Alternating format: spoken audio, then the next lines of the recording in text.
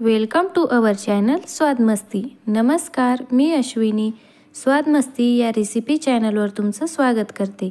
आज आपण बघणार आहोत एकदम स्पेशल मसालेदार अफलातून चविष्ट असं काळ्या मसाल्यातील मटण।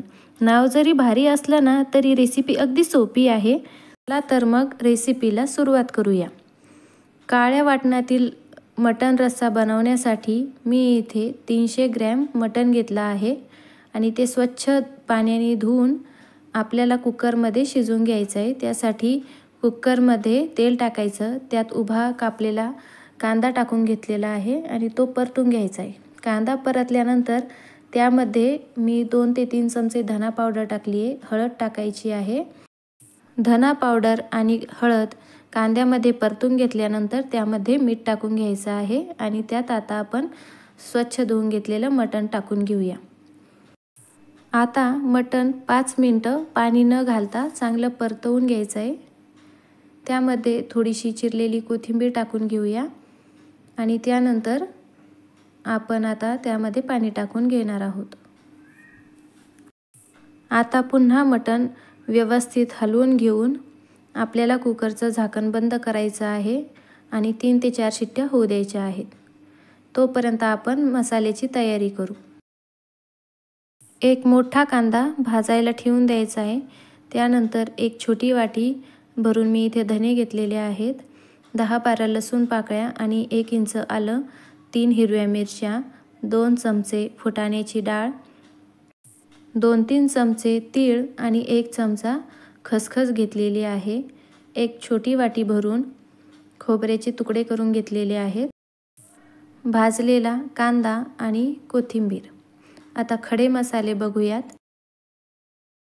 1 चक्री फूल, 1 तेजपान, अर्धा इंच दालचिनी, मसाला वेलची, दगडफूल आणि जावित्री। आता सर्व मसाले आपण भाजून घेऊया। मसाले भाजत असताना गॅस नेहमी कमीच ठेवायचा, म्हणजे मसाले आतपर्यंत चांगले खमंग भाजले जातात आणि भाजी सुद्धा चविष्ट लागते। तीळ आणि खसखस भाजून झाल्यानंतर आता आपण धने भाजून घेऊया। खोबरंही भाजून घ्यायचं आहे। त्यानंतर आपण फुटाण्याची डाळ भाजून घेऊया। आता आपण मिरच्या भाजून घेणार आहोत। मिरच्या अर्धवट भाजल्या गेल्यानंतरच आपल्याला त्यात लसूण आणि अद्रक टाकायचे आहे। आता आपण खडे मसाले भाजून घेऊया। या सुगंधी खडे मसाल्यांमुळे ग्रेव्हीला छान सुगंधही येतो आणि चव अगदी झणझणीत मिळते। आता कांदाही चांगला खरपूस भाजून घेऊया। कांदा परतत आल्यानंतर त्यामध्ये थोडीशी कोथिंबीर टाकून तीही परतून घेऊया। आपले सर्व मसाले छान भाजून झालेले आहेत। आता आपण थोडा वेळ मसाले थंड होऊ देऊ आणि नंतर मिक्सरमध्ये बारीक वाटण करून घेणार आहोत। आता आपण फोडणी देऊन घेणार आहोत। त्यासाठी कढईमध्ये तेल घ्यायचे। तेल तुम्ही कमी जास्त घेऊ शकता, तरी तुम्हाला किती हवे त्यानुसार। त्यामध्ये आपण जे वाटण तयार करून घेतलं होतं ते टाकून घेऊया आणि छान तेल सुटेपर्यंत त्याला परतून घेऊया। तेल सुटल्यानंतर त्यात 2-3 चमचे लाल तिखट, अर्धा चमचा हळद, 1 मोठा चमचा मटण मसाला आणि 1 चमचा गरम मसाला टाकून घेणार आहोत। मसाले ही वाटणामध्ये चांगले परतून घेऊया। त्यामध्ये थोडंसं सूप टाकून घेतलंय आणि पुन्हा मसाला परतून घ्यायचा आहे। आपलं मटणही चांगलं शिजलंय, ते आता आपण मसाल्यामध्ये टाकून घेऊया।